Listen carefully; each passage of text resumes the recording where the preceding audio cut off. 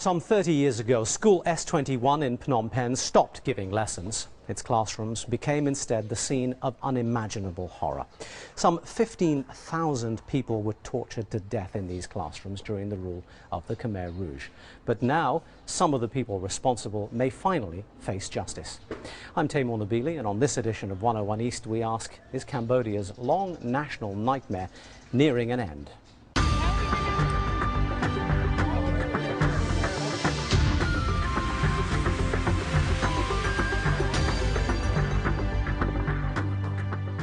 In just 4 brief, brutal years, some 2 million voices were silenced by the Khmer Rouge, and in the decades that followed, many more went unheard. But now, in the extraordinary chambers of the courts of Cambodia, the world is finally ready to listen to some of the stories of democratic Kampuchea. These are just a few of them. Based on their actions and on what they said, it looked to me like they wanted to murder everyone, because they killed so many people. They killed people who made mistakes and those who hadn't. It was especially bad during the rainy season just before the rice harvest. They went around the houses counting off people to be executed. They said this house was all right, but those in that house had to be killed. My name is Paul Phala. I was 25 years old at the time. I was a housewife. In 1975, I was a student at the Commerce Faculty in Phnom Penh. On the 18th of April that year, the Khmer Rouge arrived and removed us all from the city. Some people who did not obey the order were shot instantly right in front of Uma Laum Pagoda. I saw it with my own eyes. 2 people on a motorbike came and the Khmer Rouge tried to stop them. They didn't stop and were shot. When I arrived at the Seta Bridge, I had a rest for about 24 hours. They allowed me to stop because I was having a miscarriage. Then, after a day and a night, they forced me to carry on walking. My name is Hong Hoi. I'm 52 years old and I'm a farmer. I guarded the outside of Tul Slang jail, stationed at a street away from the actual prison. They ordered us to do their work. First, they ordered us to make dikes in rice fields and later to build a big dam. After a period of helping taking prisoners to the killing field, Tush asked someone to bring me and one of the executioners stationed there over to him. When only one prisoner remained alive, Tush asked me, "Are you committed? You are now about to become a real revolutionary, so you have to be loyal." I said, "Yes, I am committed." When I said this, Tush said, "If you are so loyal, do you dare to kill?" So I took an iron bar from someone and hit the prisoner's head. Then I dropped the iron bar and the other executioner put it in the grave. I only saw people tied up and taken away. I never saw with my own eyes people being killed, hit on the back of the head. I only saw bodies of those already dead with the back of their skulls broken, lying face down on the ground. 4, 10, 20 people, but I never saw them being hit with my own eyes. I didn't do anything wrong because I used to be a good man, until they brought me to Tul Slang and said I had made mistakes. Nobody wants to do evil. Everyone wants to do good things. But they send me there. If you ask anyone if they want to die, they'll say no. If the higher ranks ordered it, we had to obey them or die. Then they moved us to a new village called Solidarity. When they moved us there, they killed about 80% of the people in the old village. The trial? I don't know much about that, but it must bring justice because the dead people, those who lost family members, and the poor survivors need to know why the deaths happened. I never dared hope I would survive. I never thought I could return home because I saw more death than life. For this edition of 101 East, we've brought together 3 guests with deep personal knowledge of the country. Professor David Chandler is one of the world's foremost scholars of modern Cambodian history, about which he's written numerous books, including a political biography of the Khmer Rouge leader, Pol Pot. Phoi Kia is a Cambodian journalist, a survivor of the democratic Kampuchea regime. His father was one of the Khmer Rouge's victims. Separated from his family in 1975, he was forced to work in a children's camp until the Vietnamese troops entered Cambodia in 1979. And John Swain is an award-winning British journalist who spent 5 years in Cambodia and South Vietnam as a war correspondent. He was one of the few Westerners left in Phnom Penh when the victorious Khmer Rouge marched into the capital. His role was portrayed in the film The Killing Fields. Gentlemen, thank you for being here today. Phoi Kia, let me begin with you. We are, it seems, poised at the start of what may be real action after 30 years in this Cambodian story. How will the people here react, do you think, when they begin to see action taking place? Well, the majority of the Cambodian people are happy to see the process moving on, and they wish that the former Khmer Rouge leader will be punished, and this is what they wish, and because the reason that they have suffered for a long time ago, and they want to see these people responsible. Do they think this should have happened sooner? Well, they were very much frustrated with this process because it was very a long process and dragged on since 1997. We haven't actually seen the Cambodian population making much demand for this process, though. It depends on how access we are. To what extent. The point is that we did not have like a very open forum of public opinion to let them express themselves.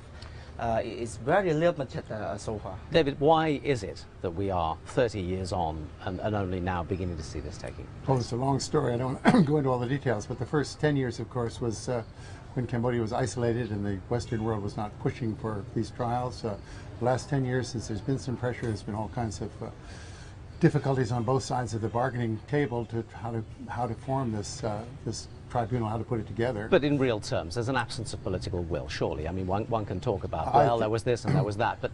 Well, certainly, you have to see, it certainly looks as if there's an absence of political will. You can't document it because people don't come out and say, we do not want this trial to take place. But were there more political will, it would have been much quicker. John, going back to what Phoi Kia said, I mean, the absence of any real upswell of emotion within the country itself has been an interesting feature of what's been going on. Now, when you came back here in 1979, when the Khmer Rouge were finally gone, what did you find? Did you find a population that was hungry for some kind of accountability?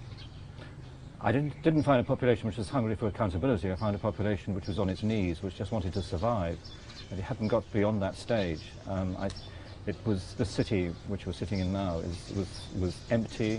There were still banknotes in the streets from when the Khmer Rouge took over in 1975 and blew up the National Bank, and nothing had been cleared. The city was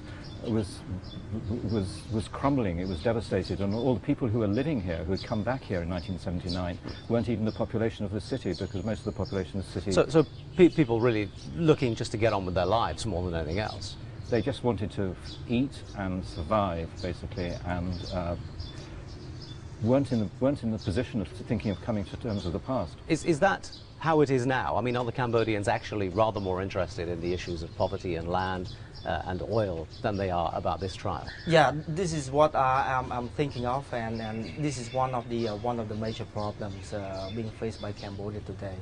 That the one particular person, one side, they want to have trial. They focus on trial, but on the other hand, a lot more people, they think that trial is one thing, but the real problem is the poverty, about the corruption, the deforestation, lawlessness, and culture of impunity, other crimes or murders, not only committed in the past. The fact that we're sitting here in Tuol Sleng, one of probably the most notorious example of exactly what happened during those years. And it's now a tourist resort and seemingly fairly benign. And the Cambodians don't seem to mind that people like us are overrunning their history in this way. Is this a surprise to you?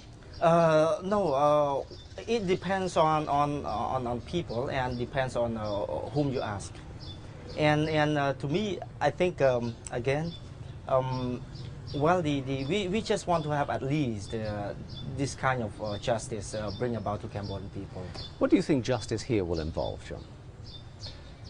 I don't think there is justice. I mean, we in the West are trying to seek justice over evil, and it's already too late in this country. The main perpetrators of what happened here, of the Khmer Rouge Holocaust, are very old men and dead, and they're tilling their gardens up in Pai Lin and places. The ones who will be finally brought to this court. I think what happened in Cambodia was a situation where people were both perpetrators and victims of what the Khmer Rouge did, and this is a very murky sort of world where it's very difficult to have any real justice in international Western terms. Let's try and identify the scale of the crime then. I mean, we can't identify any real scale of justice, but the crime itself, David, I mean, describe the history of what it is we're looking at here. Well, it looks as if the estimates now are that during the Khmer Rouge period, 75, 79, somewhere between 1.5 million and 2 million people died, what I call regime-related deaths. I mean, they would not have died if it were not for policies or behavior on the part of the regime. Of those, perhaps 300,000, 400,000 were executed as enemies of the state. In other words, they were murdered. 15,000 of them right here in Tuol Sleng S21, as it was called. It's massive scale. I mean, per capita, this was a big mess. For this was a fourth of the population disappeared in those 4 years. In a historical context, the idea of a radical government taking over, eliminating its enemies and trying to introduce a new government is not necessarily particularly new. But the Cambodia experience was a significant one relative to what Mao was doing in China. Well, they just went at it much faster and much harder and much more dogmatically than the Vietnamese, the Chinese, the land reforms, very costly in both those cases, but not costly to the same extent of this mistakes that they went after. They went after what they called mistakes and errors, and they just went out with this dogged determination and ended up with numbers that are very difficult to believe. If one thinks of Cambodia, as I often do, as a relatively peaceful place, like most countries, it's not a more violent place than other countries, but the numbers are incredible. As John said, some of these people, Nuon Chea, Pol Pot now is gone, but Nuon Chea is in Pai Lin tilling his garden. There are many potential I guess, defendants in this trial who have houses in Phnom Penh. Is this not a source of hurt for Cambodians, that they are allowed to walk free in the streets right now? Yes, well, again, the Cambodian people now, rely more on the leaders. They have nothing to deal directly by themselves, but they rely on the leaders, or whatever act to be committed or to be acted by the leaders. So they just leave to the leaders. And again, yes, they have freedom. They can walk. They can move from one place to the other. For example, like Mr. Khieu Samphan is now in Phnom Penh. He has a house here, and Mr. Ieng Sary as well, not very far from here. And he sometimes also travels to Bangkok for medical treatment. Okay, let's take a brief pause if we can. We'll come back in just a couple minutes.